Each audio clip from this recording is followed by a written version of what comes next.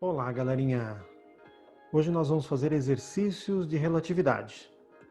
Se você não assistiu o vídeo ainda em que eu explico a teoria da relatividade restrita, primeiro assista o vídeo, vai aparecer aqui no card aí para você já assistir esse vídeo. Aí depois você vem para esse daqui que é a aula de exercícios. Faremos 9 exercícios, alguns deles de faculdades federais e outros de provas militares, tá bom?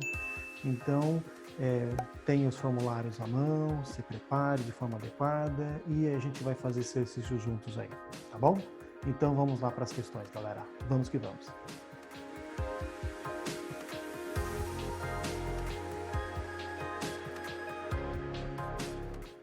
Muito bem, galerinha. Vamos então fazer uma pequena revisão rápida do que a gente viu já no vídeo de teoria desse assunto, que é a relatividade restrita, né?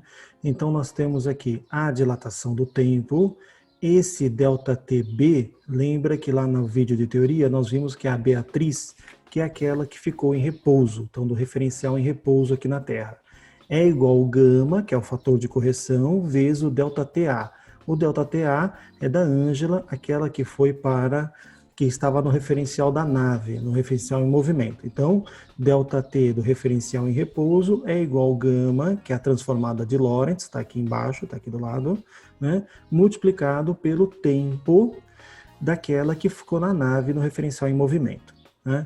Nós vimos também a contração do espaço, o comprimento no referencial em repouso é igual ao comprimento no referencial da nave em movimento, dividido pelo gama, que é o fator de correção. E nós vimos também a massa relativística. Então, a massa relativística é igual à massa de repouso, essa que a gente mede na balança, multiplicado pelo gama. Tá? Esse gama, como já está aqui, é a transformada de Lorentz, que é dada por essa equação, 1 dividido por raiz de 1 menos velocidade do referencial em movimento ao quadrado, dividido pela velocidade da luz ao quadrado. Lembrando que quanto maior for a velocidade da nave, maior vai ser esse fator de correção, maior vai ser esse gama.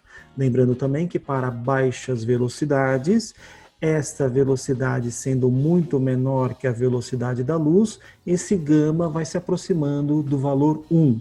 Ou seja, para baixas velocidades, o tempo que passa na Terra é igual ao tempo que passa na nave, desde que essa nave tenha baixíssimas velocidades comparada com a velocidade da luz. E o comprimento também não vai ter nenhuma alteração e nem a massa. Então, os fatores, esses valores só vão ser diferentes para velocidades relativísticas. O que é isso? Para velocidades muito altas. E quanto mais alto for essa velocidade, maior vai ser a distorção do tempo ou a distorção do espaço, ou maior será a massa relativística. Tá bom? Feito esse comentário, vamos então para o primeiro exercício. Muito bem, essa questão número 1 caiu na Federal de Juiz de Fora em 2020 e ela diz o seguinte: medidas a partir da superfície da Terra ao longo de um eixo X, ocorrem duas explosões em diferentes posições. Uma na posição X igual a 100 metros, então está aqui nesse desenho que foi fornecido pelo vestibular, e outra após o intervalo de tempo de 10 microsegundos, lembre-se que micro é 10 a menos 6, em x igual a 2.500 metros. Um piloto de nave espacial que se move para a direita com a velocidade v, observa que ambas as explosões ocorrem diante na janela da sua nave. Então, a primeira explosão quando a nave está naquela posição. E a segunda explosão, 10 microsegundos depois, quando a nave está naquela posição, 2.500 metros. Duas coisas são pedidas aí pelo exercício, letrinha A e letrinha B. Na letrinha A, calcule o intervalo de tempo ΔT' entre as duas explosões, medida pelo piloto da nave espacial. Toma cuidado, esse ΔT é o tempo dilatado, porque ele quer no referencial da nave. A gente tem esse ΔT que foi medido no referencial da Terra. Então ele quer o tempo dilatado. Para a gente achar o tempo dilatado, a primeira coisa que nós temos que ter é a velocidade dessa nave em relação à Terra. Nós temos aqui ó, posição inicial, posição final, dá para a gente fazer o ΔS, e dá para a gente, com esse ΔT, achar essa velocidade. Então esse é o primeiro passo, acharmos a velocidade. Segundo passo, usarmos a equação da transformada de Lorentz e encontrarmos o valor do gama, que é o fator de correção nos dois referenciais. E aí o terceiro passo, encontrar o ΔT no referencial da nave. Então vamos seguir esse passo a passo? Vamos lá. Então primeiramente, então primeiro passo, a velocidade desta nave, você vai pegar o ΔS e vai dividir pelo ΔT. O ΔS é muito fácil em relação à Terra, posição inicial 100, posição final 2500, então houve uma variação de posição de 2.400 metros. Quanto tempo passou? 10 microsegundos. Então 10 vezes 10 a menos 6. Cortamos um zero em cima, um zero embaixo, então a velocidade desta nave vai ser 240, esse 10 a menos 6 subiu, inverte o sinal do expoente e fica 10 a sexta. Colocando em notação científica, vai ficar 2,4 vezes 10 oitava metros por segundo. Lembrando que a velocidade da luz é 3 vezes 10 oitava, então nós percebemos que essa velocidade da nave é realmente muito alta. Então é uma velocidade relativística, temos que levar em conta os efeitos relativísticos. Vamos agora para o segundo passo. O segundo passo é nós encontrarmos o valor do gama, né? Nós já vimos que gama é igual a 1 dividido por 1 menos velocidade ao quadrado sobre c ao quadrado dentro da raiz, certo? Então vai ficar 1 embaixo, 1 menos este v ao quadrado, então vai ficar aqui embaixo, né? C ao quadrado. Lembre-se que a velocidade da luz é 3 vezes 10 oitava metros por segundo. Aqui a gente vai elevar ao quadrado. 3 ao quadrado é 9. 10 a oitava ao quadrado fica 10 a 16. Aqui nós temos que elevar ao quadrado 2,4. Como eu já tenho essa conta feita, 5,76. Então 5,76 e o 10 oitavo ao quadrado dá 10 a 16. Lembrando que essa galerinha aqui embaixo está dentro da raiz. Toma cuidado para não esquecer. 10 a 16 em cima, 10 a 16 embaixo, cortou.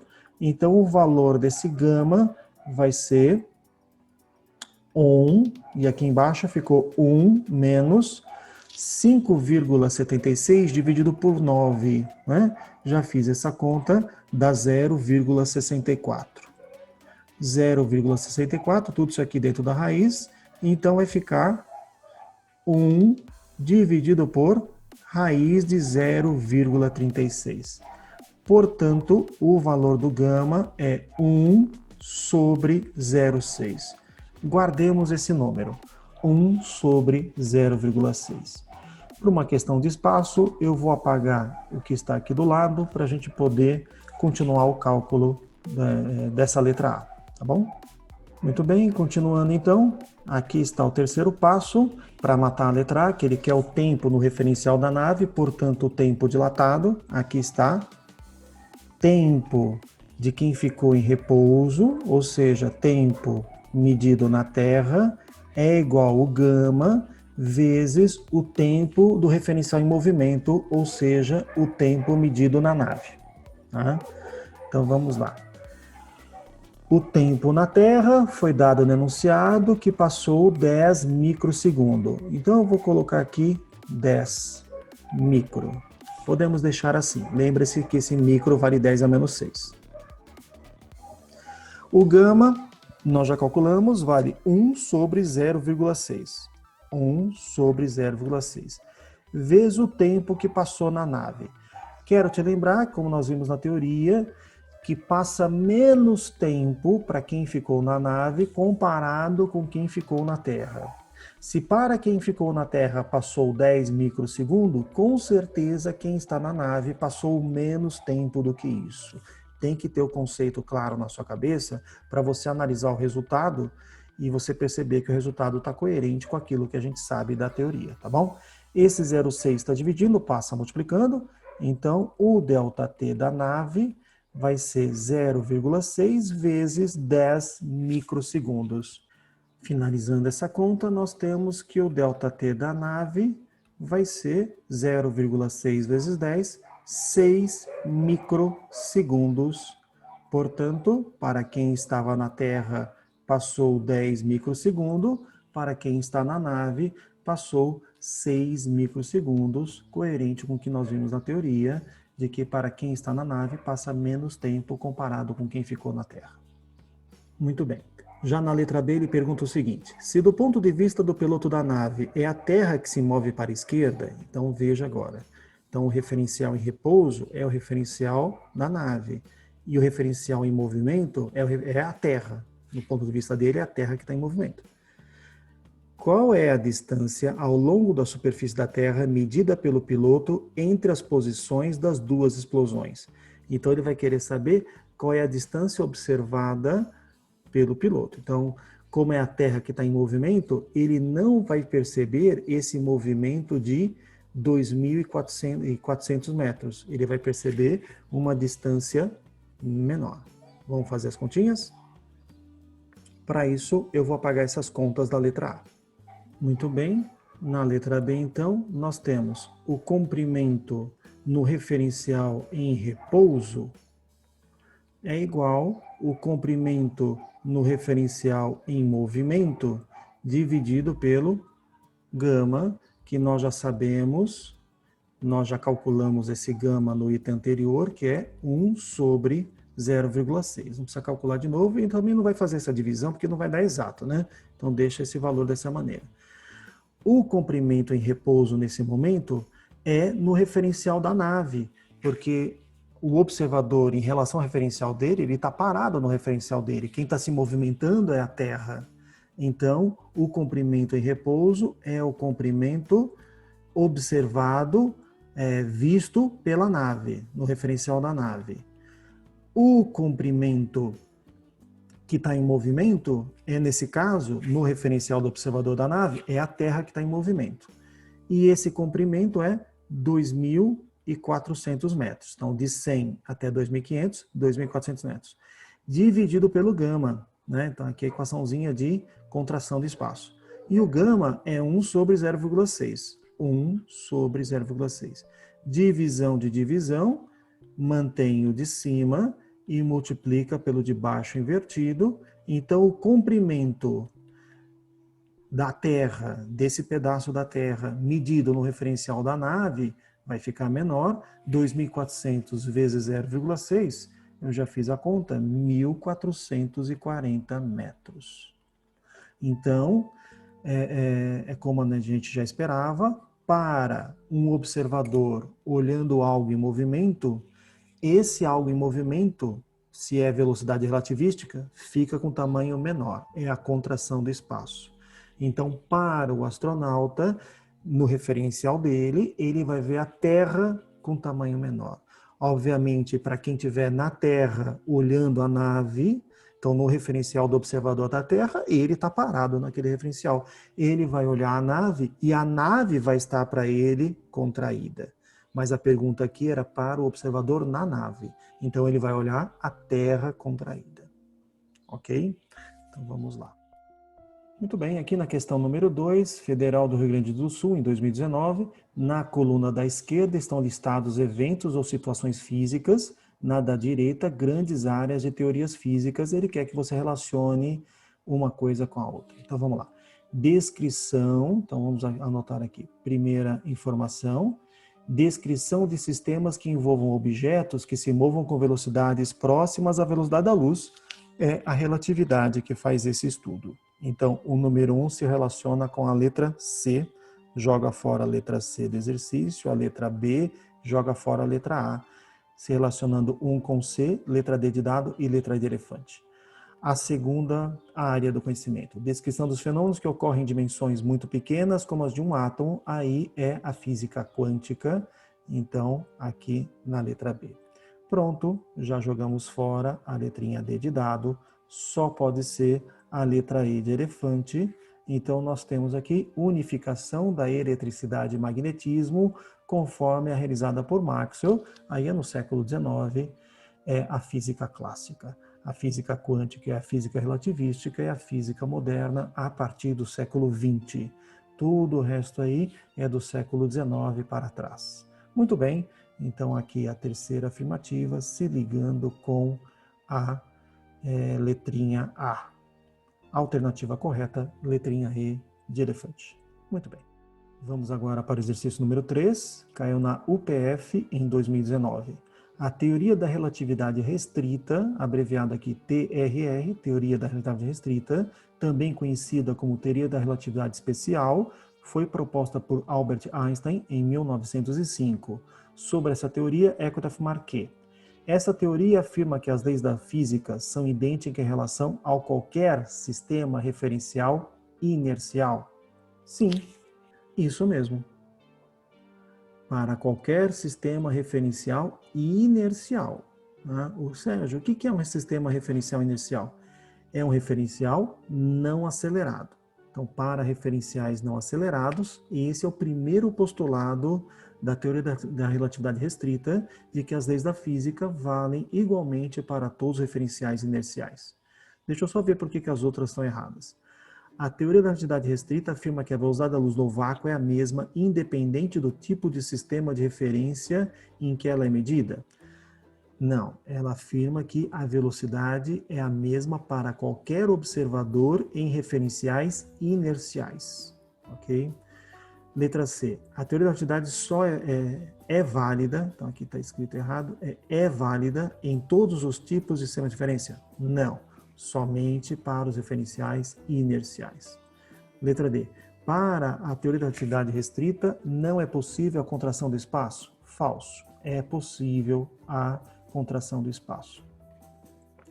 Na teoria da relatividade restrita, não é possível a dilatação de tempo? Falso. É possível a dilatação de tempo. Então, realmente, a alternativa correta, letrinha A. Vamos, então, para o quarto exercício. Questãozinha número 4, Ponta Grossa, 2019.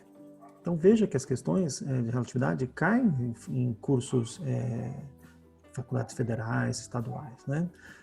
E em provas militares. Não cai somente em provas militares. Aqui no estado de São Paulo é muito raro a gente ver uma questão na USP, na Unicamp ou na Unesp envolvendo essa temática. Nas provas militares é muito, muito mais frequente, tá bom? Vamos lá. Albert Einstein foi um cientista que revolucionou o modo como entendemos algumas áreas da física. Em relação às teorias de Einstein, assinale o que for correto. De acordo com a teoria especial da relatividade, a relatividade restrita, a velocidade de propagação da luz no vácuo tem o mesmo valor para todos os observadores, independente do movimento do observador ou da fonte. Sim, desde que sejam referenciais inerciais, então, não sei o quê, aquilo que a gente já sabe, mas é verdadeira a afirmativa número 1. Afirmativa número 2. Dois eventos em um sistema de referência não são necessariamente simultâneos em outro sistema de referência que se move em relação ao primeiro. É verdade. O tempo passa de forma diferente para referenciais, ou seja, observadores diferentes. Então, dois eventos que sejam simultâneos em um podem não ser simultâneos em outro, porque os tempos são diferentes. Afirmativa 4. As leis da física são diferentes para sistemas de referência que se movem com velocidades uniformes em relação ao outro. Não, isso aqui é falso. Por quê? Velocidade uniforme é velocidade constante, significa que são sistemas de referência não acelerados. Referencial inercial é um referencial não acelerado. E as leis da física, como as leis da relatividade, valem para referenciais inerciais, ou seja, referencial não inercial. Aqui ele fala que a lei da física são diferentes para referenciais não acelerados. Não, não são diferentes, são iguais. Tá? Então a afirmativa 4 é falsa. A afirmativa 8. De acordo com a teoria da relatividade, relógios em movimentos relativos entre si marcam intervalos de tempos diferentes, verdade. Então, aquele que está com velocidade maior vai ter o tempo dilatado em relação ao outro que tem velocidade menor. É isso. Muito bem, vamos então para a questão número 5, caiu na FGV em 2018. Os avanços tecnológicos que a ciência experimentou nos últimos tempos nos permitem pensar que, dentro em breve, seres humanos viajarão pelo espaço sideral a velocidades significativas, se comparadas com a velocidade da luz no vácuo. Imagine um astronauta terráqueo que, do interior de uma nave que se desloca com velocidade igual a 60% da velocidade da luz, pausa, é uma velocidade muito alta, então o efeito relativístico já tem que ser levado em conta. Vamos anotar aqui que a velocidade da nave é 60% da velocidade da luz. Primeiro passo que eu sugiro que vocês façam é calcular o gama, que é o fator de correção. Para aí, a partir do gama, você calcula a dilatação do tempo, contração do espaço, aí dá para calcular qualquer outra coisa. Então vamos lá. Então vamos calcular aqui o gama. Lembre-se que a transformada de Lorentz é 1 sobre 1 menos velocidade da nave ao quadrado sobre c ao quadrado, tudo isso dentro da raiz. Então vamos lá. Vai ficar 1 embaixo, 1 menos essa velocidade é 0,6 vezes c, eleva ao quadrado, 0,36 c quadrado, dividido pela velocidade da luz ao quadrado, tudo dentro da raiz. C ao quadrado em cima, C ao quadrado embaixo cortou, então esse gama vai ficar 1, e aqui embaixo, 1 menos 0,36. Então aqui vai ficar 1 sobre 1 menos 0,36 dá 0,64. Portanto, o gama vai valer 1 sobre 0,8. Este é o valor do gama. É esse valor que a gente precisa para fazer as correções de dilatação de tempo ou contração de espaço. Vamos agora continuar o exercício. Ao passar pelo planeta, ele consegue medir seu diâmetro, encontrando o valor 4,8 vezes 10 a sexta. Problema: esse valor foi medido pelo astronauta no referencial dele. Lembre-se que ele, no referencial dele, está em repouso. Então, o comprimento no referencial em repouso é 4,6 vezes 10 a sexta metros. Portanto, você sabe que esse daqui, ele está vendo a Terra contraída. Então, a Terra verdadeiramente tem um tamanho maior, certo?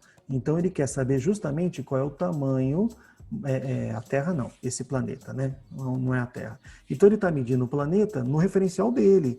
Só que quando ele olha pela janela, é esse objeto que está em movimento em relação a ele. Então, ele vê o tamanho desse objeto contraído. Tá.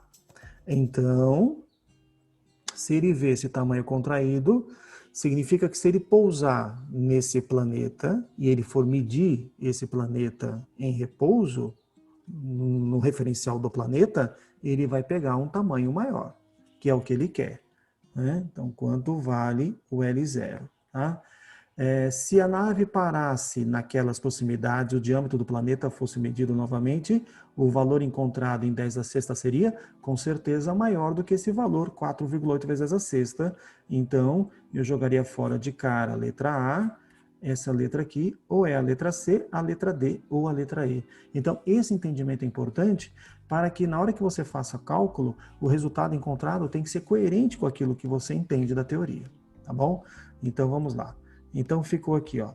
Lembre-se que o comprimento medido no referencial em repouso é igual o comprimento daquilo que é observado em movimento dividido pelo gama. O que foi medido no referencial em repouso? É o astronauta, no referencial dele está parado, é o planeta que está em movimento.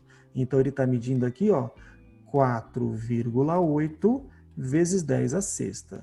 Vai ser igual o comprimento do planeta medindo verdadeiramente, né? Que ele está medindo um valor menor, dividido pelo gama, e o gama é 1 sobre 0,8. Esse 1 sobre 0,8 está dividindo, eu vou passar para o outro lado multiplicando, vai ficar comprimento é igual a 4,8 vezes 10 a sexta vezes 1 sobre 0,8. 4,8 dividido por 0,8 é a mesma coisa que 48 sobre 8, ou seja, o resultado dessa conta vai dar 6,0 vezes 10 à sexta metros. Aqui está o tamanho medido para esse planeta, para o diâmetro desse planeta, para um observador caminhando sobre esse planeta, tá? Então, lá do observador da nave, é o planeta que está em movimento, então ele vê menor. Se ele parasse no planeta, ele ia ver que, na verdade, que naquele referencial é maior, certo? A alternativa correta, letrinha C de cavalo. Muito bem, vamos então para a questão número 6. Questão número 6, caiu na FGV 2017, uma perguntinha normal aí de relatividade restrita. Vamos torcer que na sua prova caia uma pergunta parecida com esta. A nave New Horizons, cuja foto é apresentada a seguir, e eu não consegui colocar a foto aqui, ela era muito grande, então acabei omitindo a foto. Partiu do Cabo Canaveral em janeiro de 2006 e chegou bem perto de Plutão em 2015. Foram mais de 9 anos no espaço voando a 21 km por segundo. É uma velocidade muito alta para os nossos padrões aqui da Terra, mas muito baixa comparada com os 300 mil km por segundo, que é a velocidade da luz no vácuo. Considere agora, então, esse texto aqui em cima, inútil para a pergunta, porque agora vem a pergunta verdadeiramente. Considere uma nave que possa voar a uma velocidade igual a 80% da velocidade da luz. Então, vamos anotar aqui, velocidade da nave, 80% da velocidade da luz. Vou seguir o mesmo método que eu estou seguindo no resto dos exercícios. Primeiro eu vou achar o gama, porque com o valor do gama, você consegue calcular a dilatação do tempo, contração do espaço e qualquer outra pergunta relativística. Vamos lá? Então, o gama é igual a 1 sobre 1 menos velocidade da nave ao quadrado sobre velocidade da luz ao quadrado, tudo isso dentro da raiz. Vamos lá? Então, vai ficar 1, aqui embaixo, 1 menos a velocidade da nave ao quadrado, 0,8 ao quadrado, dá 0,64 c ao quadrado, dividido por c ao quadrado, tudo isso aqui embaixo dentro da raiz. Legal. Então, o gama vai dar... Normalmente os números são assim para facilitar o cálculo, viu? 1, aqui embaixo ficou 1 menos, c quadrado matou c quadrado, 1 menos 0,64 dentro da raiz. Ou seja, aqui em cima é 1 e aqui embaixo é raiz de 0,36. Muito bem. Tirando essa raiz, então o valor do gama nesse exercício, 1,06. Aqui está o gama que nós precisamos. Agora vamos atacar a pergunta verdadeiramente. Então, essa nave que viaja 80% da velocidade da luz e cuja viagem dure 9 anos para nós, localizados na Terra. Então, o ΔT na Terra, 9 anos. Para um astronauta no interior da nave, tal viagem duraria cerca de... Então, na nave, lembre-se que na nave passa menos tempo comparado com quem ficou na Terra. Tá? Então, quem ficou na Terra envelhece mais. Quem ficou na nave envelhece menos. Se aqui na Terra passaram 9 anos, com certeza quem viajou nessa nave ficou menos do que 9 anos mais velho. Tá? Então, dá para jogar fora de cara a letra E, de cara a letra D. Bom, 80% da velocidade da luz, né? Agora não tem jeito que os valores aqui são próximos, a gente vai ter que fazer essa conta, não tem jeito. Vamos lá? Dilatação do tempo, como é que é a fórmula? ΔT de quem ficou no referencial em repouso, que é a Terra, é igual ao gama multiplicado pelo tempo de quem ficou na nave. Muito bem. ΔT na Terra é 9. O valor do gama, 1 sobre 0,6. Aqui está. Vezes o ΔT de quem ficou dentro da nave. Multiplicando em cruz, ΔT de quem viajou na nave vai ser 9 vezes 0,6. 9 vezes 0,6, isso vai dar 5,4 anos, galera. Ou seja, enquanto uma pessoa aqui na Terra envelheceu 9 anos, o astronauta que viajou nessa nave envelheceu bem menos, apenas 5,4 anos. Essa é a teoria da relatividade e, por mais incrível que isso pareça, isso já foi comprovado com relógios atômicos. Essa teoria é uma coisa séria e muito bacana. Então, viagens espaciais de longo percurso, de grande velocidade, vão ter que levar esses fenômenos em conta. Muito bem. Vamos então para a questão número 7. A questão número 7 caiu no item 2015 e provavelmente é a questão mais trabalhosa e mais difícil dessa lista de exercícios. E ela diz o seguinte: um muon de meia-vida 1,5 microsegundo é criado a uma altura de 1 km acima da superfície da Terra, devido à colisão de um raio cósmico com o núcleo e se desloca diretamente para o chão. Qual deve ser a magnitude, ou seja, o valor mínimo da velocidade do muon para que ele tenha 50% de probabilidade de chegar ao chão? Ou seja, lembra que tempo de meia-vida é o tempo em que metade das partículas, que as partículas se reduzam à metade delas, tá certo? Então a massa se reduz pela metade, que é justamente 50%. Então, resumindo aqui essa pergunta, ele está te dando o tempo que esse muon dura. Tá? Então, vamos considerar que o muon vai durar durante 1,5 microsegundo e ele quer saber com qual velocidade esse cara tem que ter para chegar no solo que está a 1.000 metros abaixo dele. Então, vamos aqui fazer uma figura. Então, nós temos o muon. Ele tem que ter uma certa velocidade v, que é a pergunta da questão. Aqui está o solo, e esse solo está a 1.000 metros de distância. Então, ele vai percorrer uma distância de 1.000 metros. Muito bem. O ΔT do muon é 1,5 microsegundos, ou seja, 10 a menos 6 segundos. O ΔS no referencial da Terra é 1.000 metros. Então, o que nós temos? Que a velocidade, então vamos fazer assim, a velocidade no referencial da Terra é o ΔS no referencial da Terra dividido pelo ΔT no referencial da Terra. Esse delta aqui vai ser diferente do muon, porque o muon e o solo estão em velocidades diferentes. Então, o tempo que passa para o muon, também chamado tempo próprio, é diferente do tempo que passa no referencial da Terra. Lembra que o muon está em movimento em relação ao solo. Então, nós temos aqui a Terra, que é o solo, está no referencial em baixa velocidade, né? Então, a gente pode pensar em repouso, então vai ter um certo tempo. E em relação à Terra, o muon está em movimento. Então, o tempo que passa para o muon é diferente do que o tempo que passa para a Terra. Então, aqui nós temos que a velocidade em relação à Terra é a pergunta V que ele quer saber. O ΔS é 1.000. E o ΔT nós não sabemos, porque é o tempo no referencial da Terra. Vou jogar o tempo para cima, o V para baixo. Então, o tempo medido no referencial da Terra vai ser 1.000 dividido pela velocidade do muon em relação à Terra, que é justamente a pergunta do exercício. Essa é a primeira parte. A segunda parte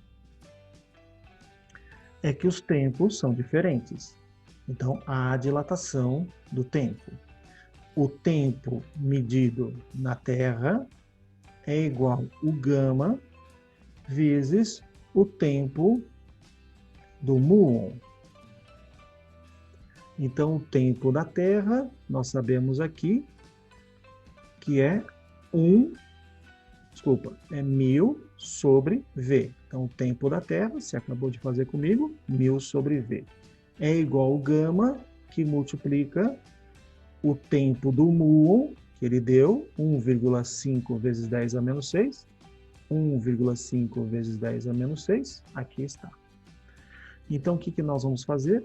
Esse gama aqui, gente, quem que é esse gama? É a constante de Lorentz. Então, vamos lá. Então, ficou 10 a terceira sobre V, é igual a... Como é que é essa constante mesmo? Essa transformada de Lorentz é 1 sobre 1 menos V ao quadrado sobre C ao quadrado. E aqui em cima nós temos esse 1,5. Esse 1,5 vezes 10 a menos 6 vezes 1 vai dar 1,5 vezes 10 a menos 6. Vamos deixar desse jeito. O que eu vou fazer agora? Eu vou multiplicar em cruz. Eu vou passar essa raiz para lá e esse V para cá. Então vai ficar 10 a terceira, que multiplica a raiz de 1 menos V quadrado sobre C quadrado é igual a 1,5 vezes 10 a menos 6 vezes V. Pronto. Agora, esse 10 a terceira, que está multiplicando, eu vou passar dividindo. Por uma questão de espaço, vou fazer só mais uma passagem aqui em cima, e aí depois eu vou precisar apagar lá do outro lado, gente.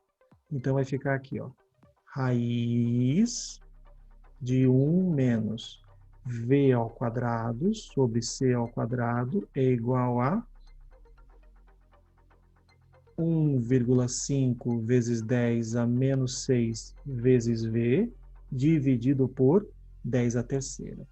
Eu vou apagar ali do outro lado. Pronto, já apaguei para ganhar tempo. Então, agora nós vamos ter que raiz de 1 menos V ao quadrado sobre C ao quadrado é igual a 1,5. Esse 10 a terceira subiu, ficou 10 a menos 3.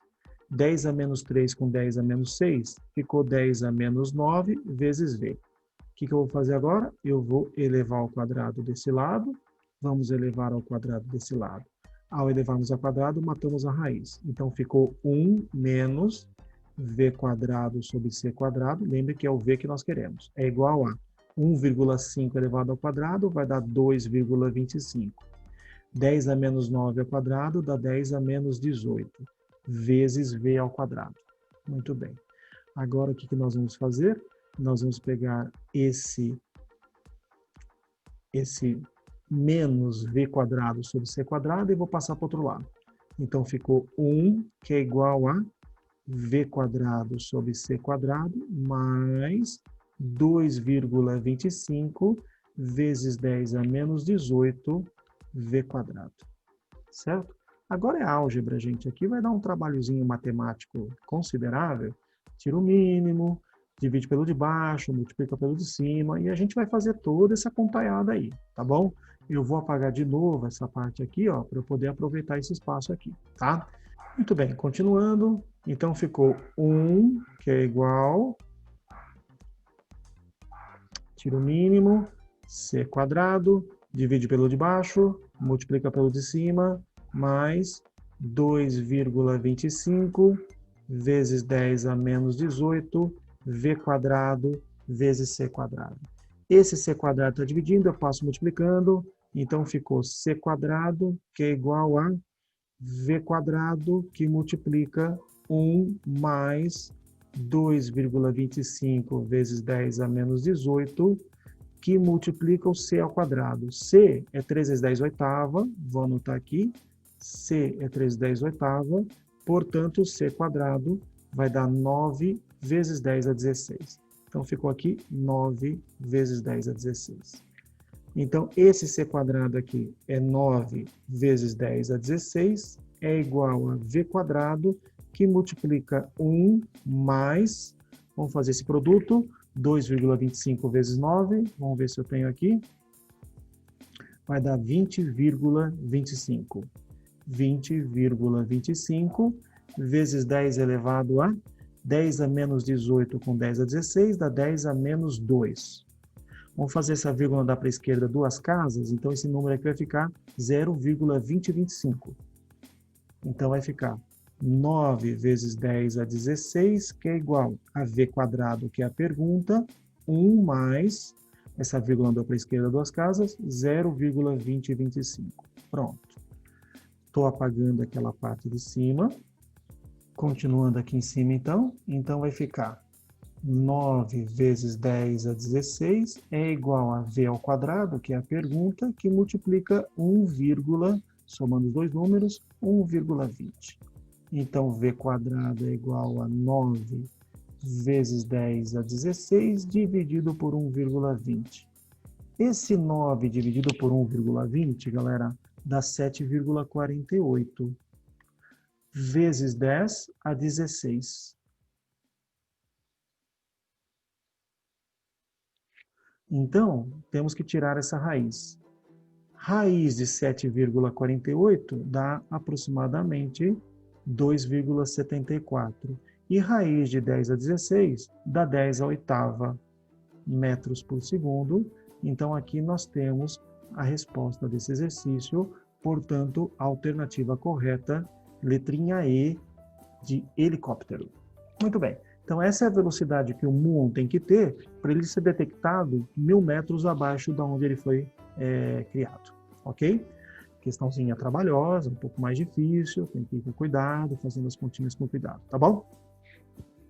Vamos então para as duas últimas questões dessa lista, a questão número 8 e a questão número 9. Vamos lá. A questão número 8 caiu na AFA em 2014, gente. Então vamos lá.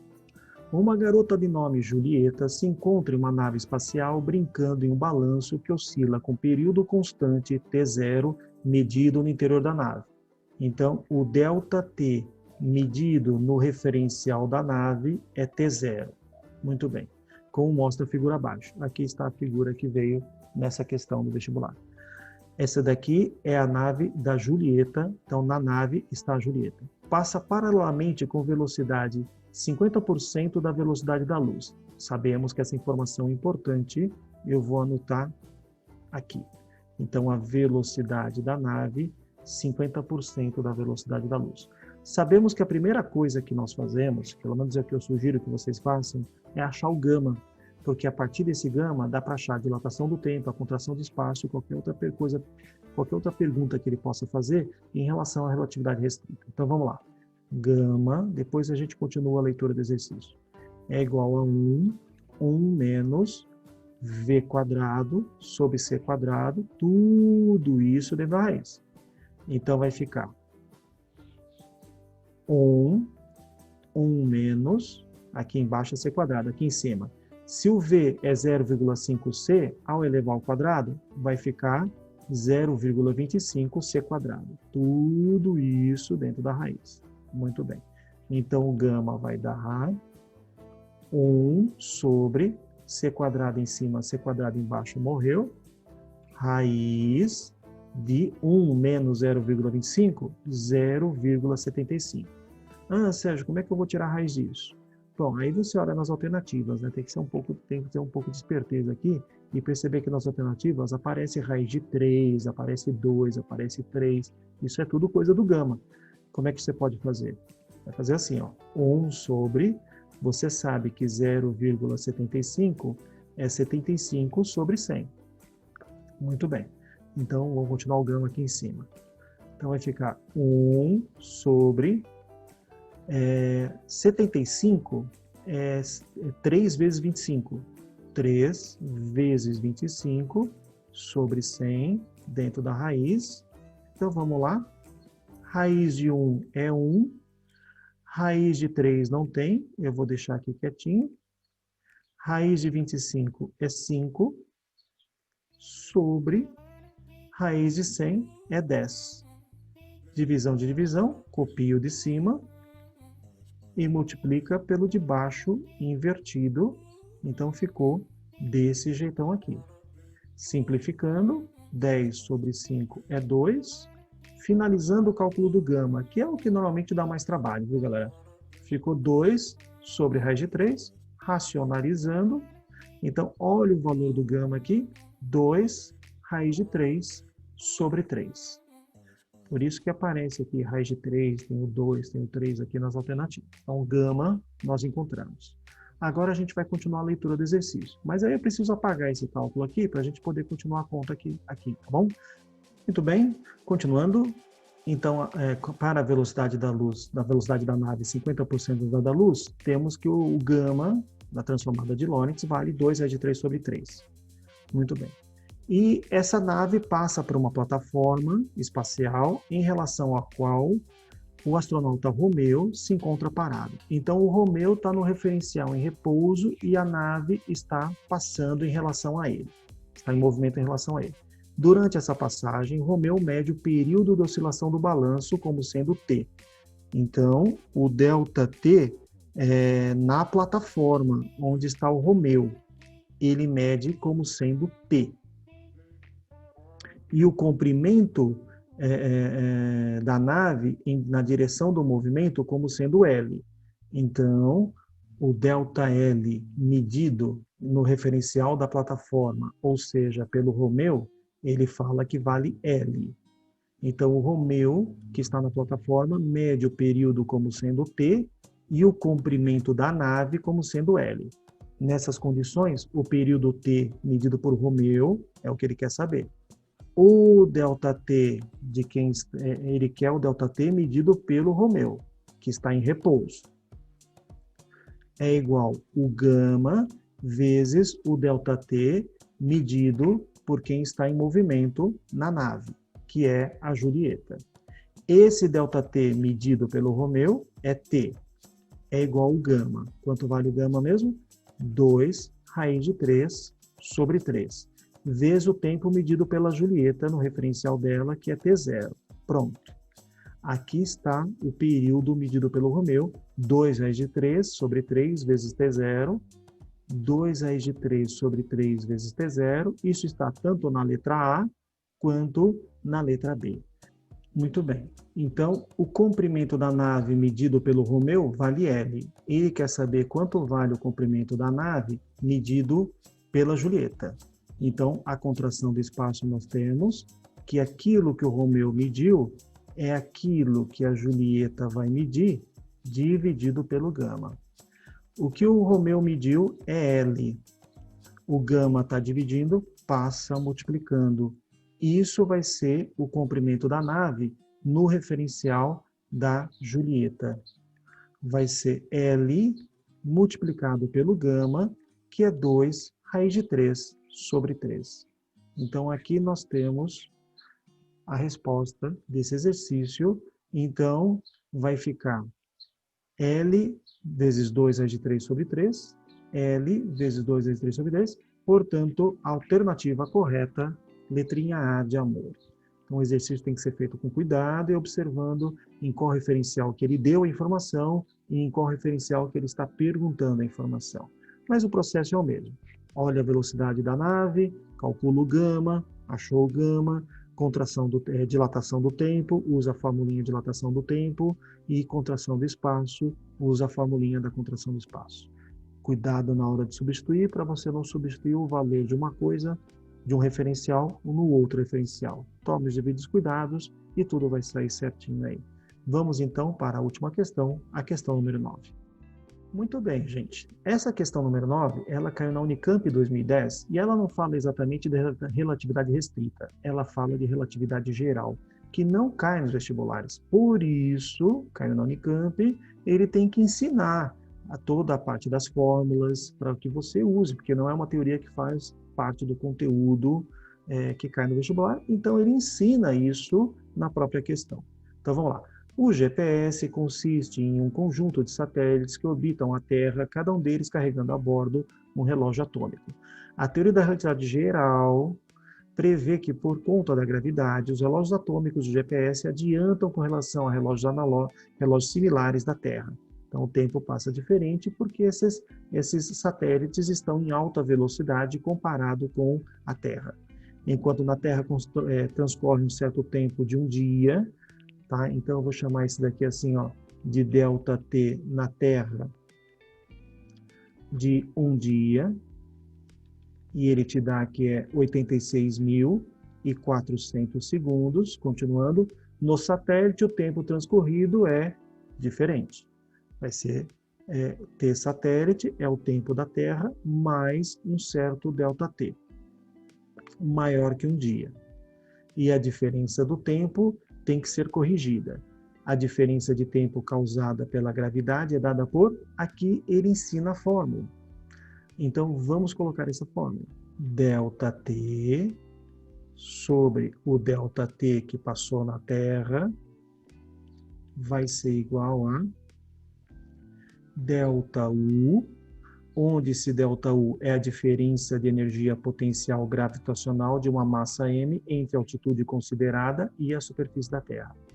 Né? Aquela, de maneira simplista, nos vestibulares como da Unicamp, mgh, certo? Continuando. Dividido por mc ao quadrado. Muito bem. Aqui está a fórmula que ele deu. Continuando. C é 3/10, A usa a luz no vácuo. Para o satélite, podemos escrever que ΔU é igual a essa equação. Então, ele te dá uma equação para o ΔU. Tá? Vamos escrever aqui também. Então, ΔU é igual a mg raio da Terra, que multiplica 1 menos o raio da Terra dividido pelo R, sendo que o R é 4 vezes o raio da Terra, é o raio da órbita do satélite, e ele está te dando o valor do raio da Terra aqui. IG, a aceleração da gravidade na superfície terrestre. Quanto tempo o relógio do satélite adianta em um dia em razão do efeito gravitacional? Então, ele quer saber esse ΔT aqui. Essa que é a pergunta. Qual que é a diferença de tempo? Tá bom? Então, vamos lá. Então, a gente vai fazer o seguinte. Vamos substituir essa equação, que ele deu do ΔU, nessa equação aqui. Para isso, eu vou apagar isso daqui por uma questão de espaço. Então, substituindo, ficou o ΔT, que é a diferença de tempo entre o satélite e a Terra, é a pergunta. O tempo que passou na Terra é um dia, ou seja, 86.400 segundos. Deixa eu só ver aqui o meu gabarito para ver se é bom deixar como um dia. É legal deixar como dia, depois a gente passa para segundos no final, tá bom? Continuando. O ΔU, ele deu a fórmula, que é m vezes g vezes o raio da Terra, 1 menos o raio da Terra sobre o raio da órbita, que é 4 raios da Terra.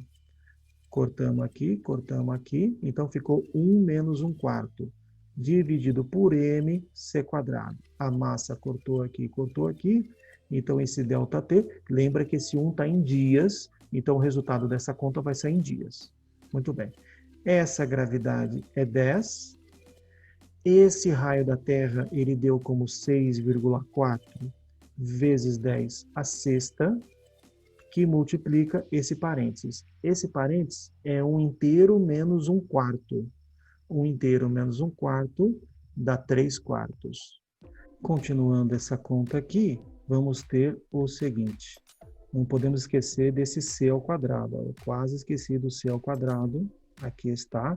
Lembrando que c é 3/10, eleva ao quadrado. 3 ao quadrado é 9. 10/8 ao quadrado fica 10⁻16. Então, essa conta aqui vai simplificar aqui vai ficar 3. Então, esse ΔT vai dar 10 vezes 6,4 é 64, vezes 10 a sexta. Aqui embaixo ficou 12.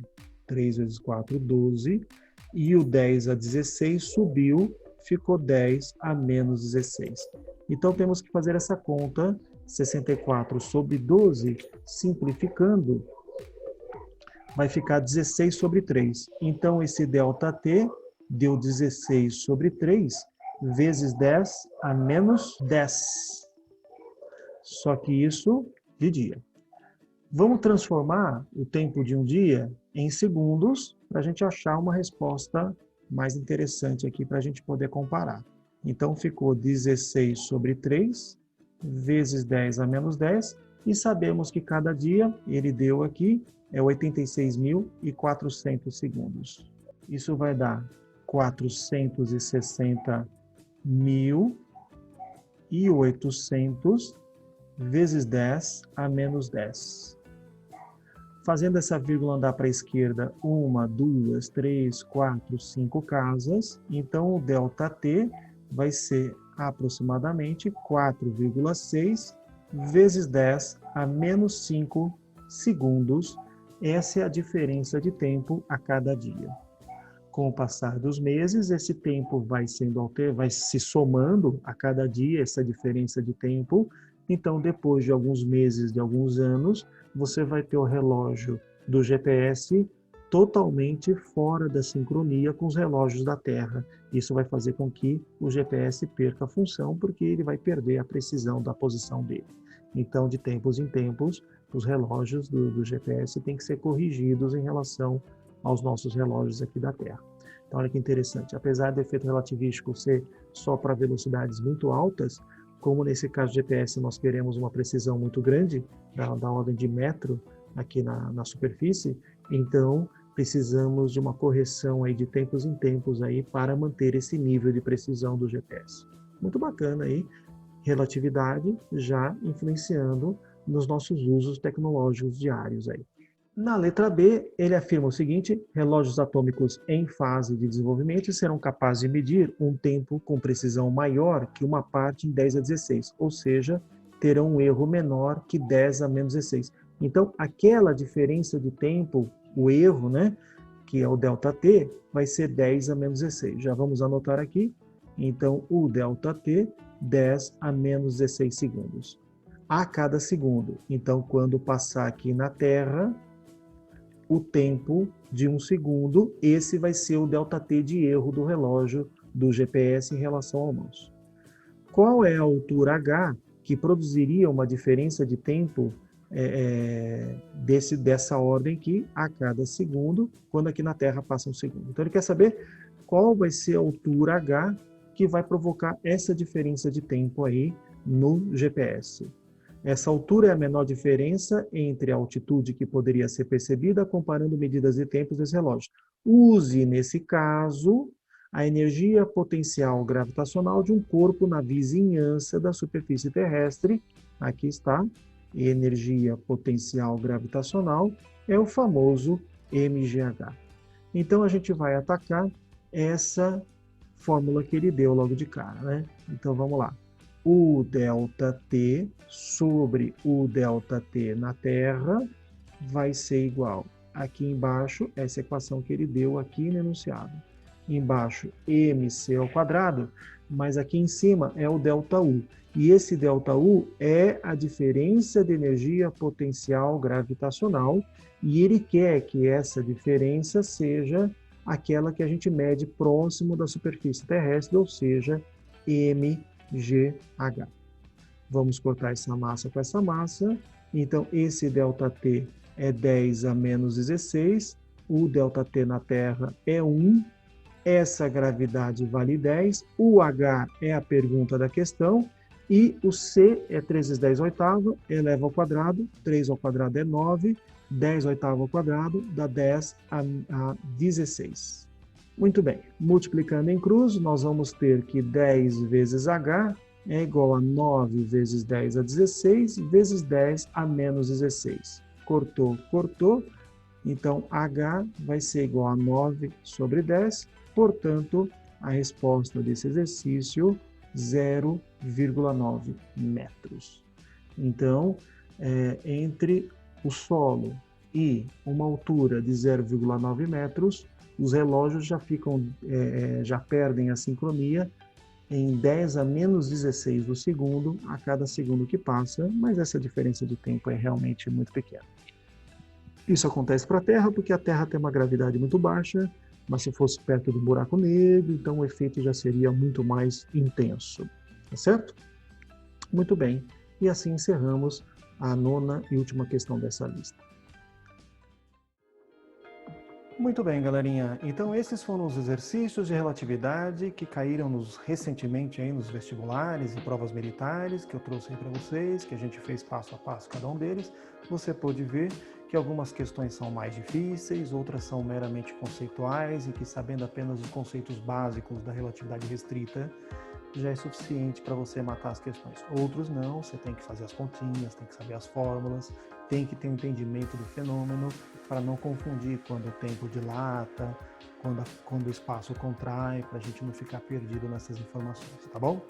Se você gostou desses vídeos, clica aí no sininho, se inscreva no canal, divulgue esse canal para os seus amigos, para vestibulandos, para aqueles que vão fazer provas militares, para que esses vídeos possam chegar ao maior número de pessoas possível, tá bom? Então é isso que nós tínhamos que conversar hoje, então até o próximo vídeo, gente. Tchau!